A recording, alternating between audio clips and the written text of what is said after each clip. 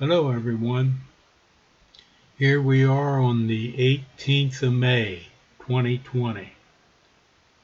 It is about 3:30 on a Monday afternoon and we're making a drone flight around the housing project on Ridge Avenue.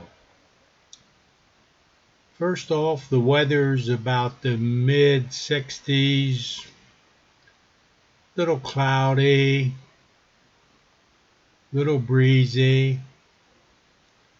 Not too bad of a day all in all.